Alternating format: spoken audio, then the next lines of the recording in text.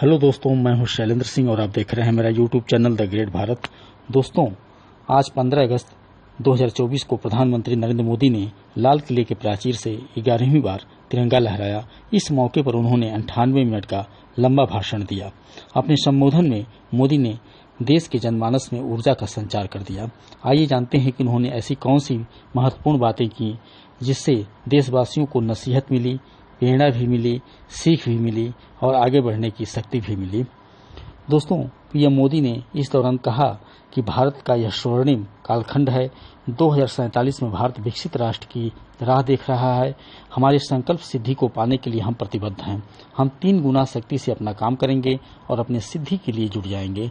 इसके लिए प्रधानमंत्री मोदी ने कहा कि यदि नीयत सही हो तो परिणाम निश्चित मिलेगा। हम सदियों की बेड़ियों को तोड़कर आगे निकले हैं। हर सेक्टर में एक नया आधुनिक सिस्टम बन रहा है। 10 साल में 10 करोड़ महिलाएं आर्थिक रूप से आत्मनिर्भर हुई हैं।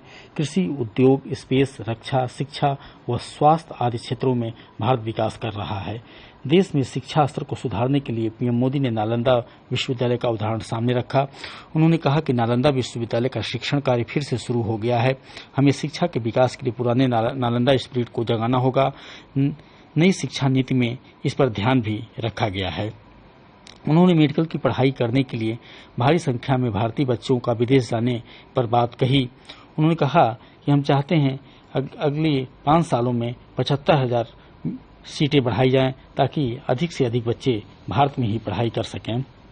इसी के साथ मोदी ने डिजाइनिंग इंडिया का मंत्र दिया, टेक्नोलॉजी को जोड़ने पर जोर दिया और हर सेक्टर में रिफॉर्म की बात कही। इस तरह उन्होंने विकसित भारत के संकल्प को मनोयोग, कर्मयोग से जोड़कर कहा कि मेरा हर पल देश के लिए है। उन्होंने सेकुलर सिविल कोड को लेकर बड़ी बात कही। उन्होंने कहा कि अब समय आ गया है कि देश में सेकुलर सिविल कोड लागू किया जाए। हम 75 साल कम्युनल सिविल कोड में बिताए। अब देशवासियों और सभी को इसके लिए तैयार होना चाहिए। उन्होंने कहा कि आधुनिक भारत में ऐसे कानून का कोई स्थान नहीं हो सकता जो कानून धर्म और ऊंच नीच के कारण देश को बांटता हो। इसी तरह उन्होंने देश में 1 नेशन व 1 इलेक्शन की भी बात कही। अपने भाषण में मोदी ने महिलाओं और बेटियों की सुरक्षा पर भी अपनी बात रखी। उन्होंने कहा कि इन पर हो रहे अत्याचार से समाज दुखी व आक्रोशित है। ऐसे दोषियों को सख्त से सख्त सजा मिलनी चाहिए जो महिलाओं और बेटियों से घृणित कार्य करते हैं।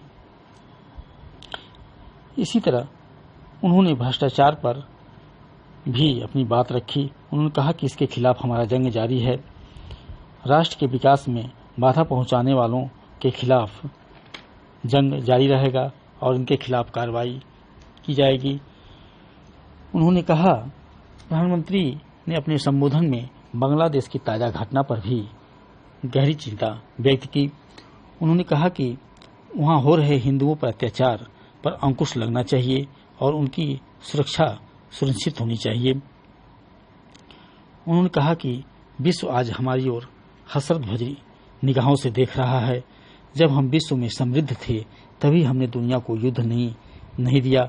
मैं विश्व समुदाय को यह विश्वास दिलाना चाहता हूं कि आप भारत के संस्कारों को समझिए। इस भूमि में विश्व कल्याण का सामर्थ्य है और हम सभी विश्व कल्याण की राह पर चलने के लिए तैयार हों ताकि विश्व में शांति का एक वातावरण बन सके।